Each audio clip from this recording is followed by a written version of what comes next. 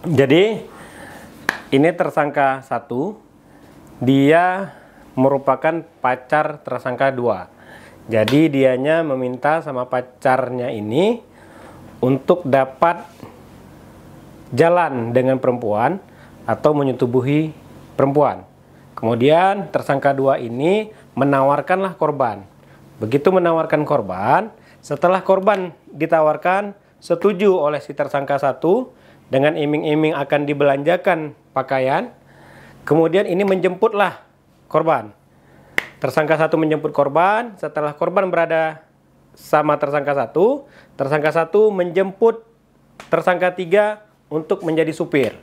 Nah, jadi tersangka 3 berperan sebagai supir, kemudian tersangka 3 lah yang mengamankan tersangka 1 menyetubuhi korban di dalam mobil. Dengan cara tersangka 3 mengendarai mobil, mengunci pintu dan jendela. Artinya pada saat itu tersangka 2 tidak ada dalam mobil? Kalau tersangka 2 tidak ada dalam mobil.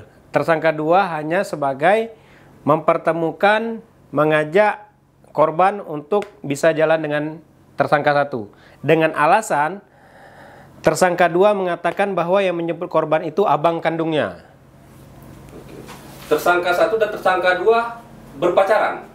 Tersangka 1 dan tersangka 2 mereka berpacaran. Berpacaran. Kemudian tersangka 1 minta cari cewek lain sama pacarnya sendiri. Sama pacarnya sendiri. Wah, luar biasa.